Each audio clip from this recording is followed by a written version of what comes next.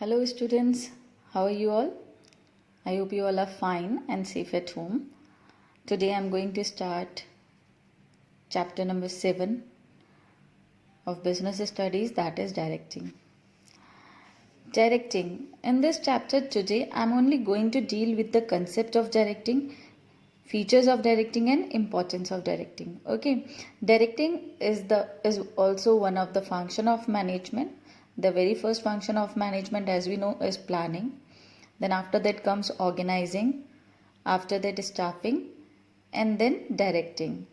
Till now staffing, what we have done in the organization, क्या करता है staffing में after being like doing planning and organizing and staffing, selection हो गया, recruitment हो गया, now it is the time to actually implement the policies or the planning which were decided by the top level management. So directing is basically, if I'll say, it is only giving instructions and guiding the workers of the organization or employees of the organization to do work. Okay, so directing means giving instructions.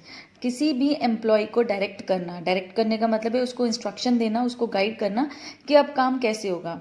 Okay, हमारी daily life में भी कई बार ऐसी situation आती है. अगर हम school की बात करें, then the teacher gives the assignment and also direct that how to prepare the assignment, how to prepare the project. So this is like giving guidance. Okay, this is like giving instructions. So similarly in an organization, whatever if everything is being decided, then after that time comes when actually those activities need to be implemented. But how to be implemented? If the superior is telling to the subordinate that how to implement that particular activity, it means that particular superior is guiding the subordinate. It means giving instructions, and this process is known as directing. If I'll come in the context of management, what do you mean by directing?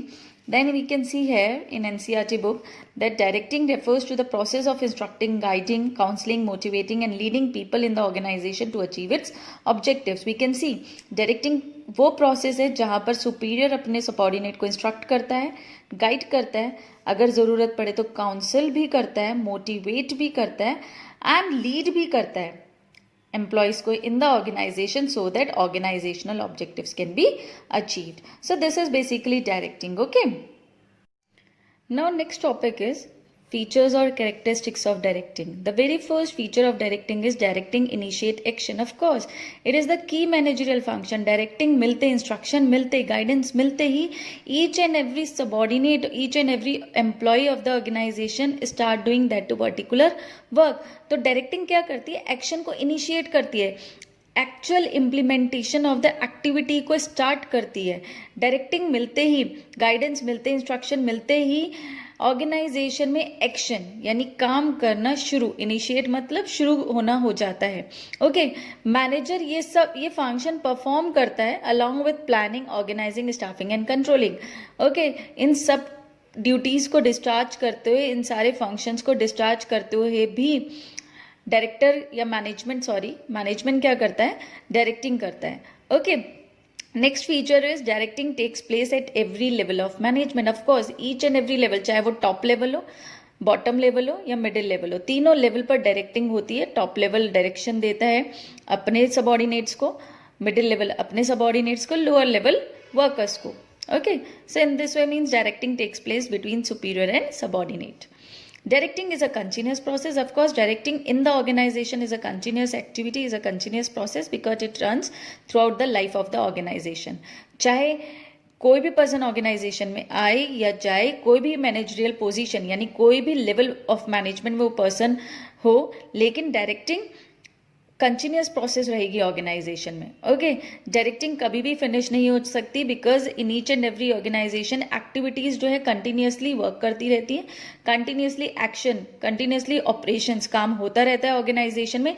And time to time superior gives instructions to the subordinates and sometimes subordinates also needs guidance from the superior.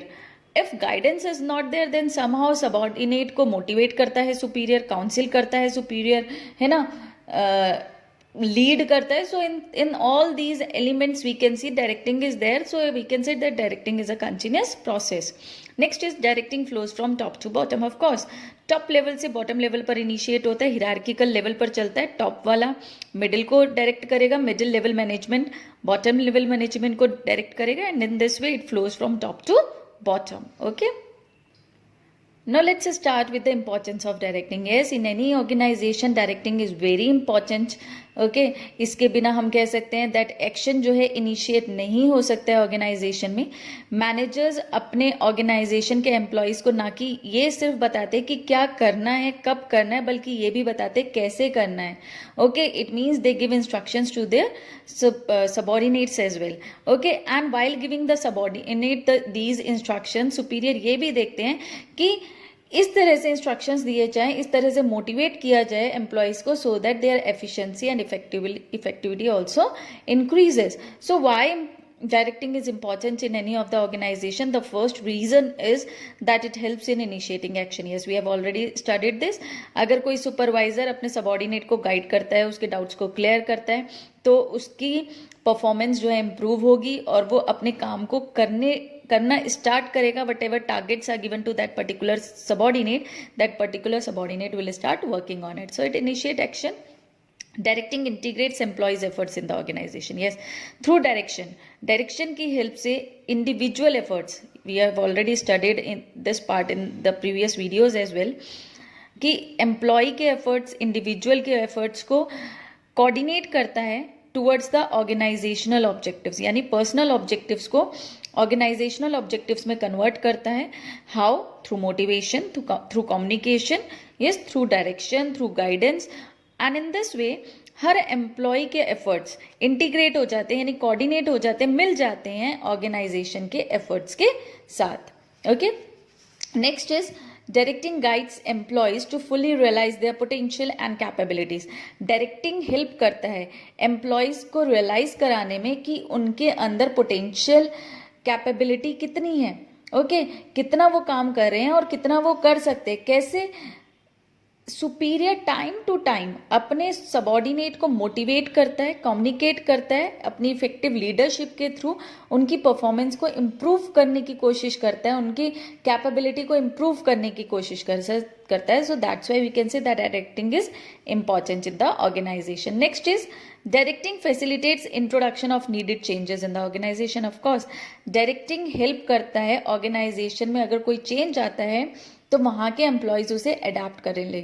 Generally in each and every organisation whenever a change occurs, then employees जो हैं थोड़े से demotivate हो जाते हैं और we can say that they don't like to adapt changes. But with the proper direction, with the proper guidance, with the proper communication, with the proper motivation, the superior can motivate the subordinates to adapt to the changes which are being introduced in the organization. Okay, for example, if I'll say कि accounting department में अगर पहले straight line method of depreciation was being conducted और एकदम से बोला जाता है रिटर्न डाउन वैल्यू मेथड को अडॉप्ट करना है, so everyone will be like कि हमने पूरा साल तो वो मेथड यूज करा और हमने इतने सालों से करा है, now why to change these methods. So with proper communication top management can tell the accounting department that yes, because of these reasons you have to adopt this method. So this is like directing helps in bringing the changes in the organization. Next importance is it brings stability and balance in the organization. Yes, directing organization में stability लेकर आता है, balance लेकर आता है. कैसे लेकर आता है स्टेबिलिटी? थ्रू कॉपरेशन, कमिटमेंट, है ना, वहाँ के एम्प्लॉयज़ को मोटिवेट करना, कम्युनिकेट करना, इस तरह से करना कि जितनी भी ऑर्गेनाइजेशन में डिपार्टमेंट है या जितनी भी एक्टिविटीज़ हो रही हैं उन सब के बीच में कॉपरेशन बना रहे, कोऑर्डिनेशन बना रहे, and that happens only with the help of directing. So this is all for today and we'll be continuing with the next part in my next video. Thank you all of you. Have a nice day.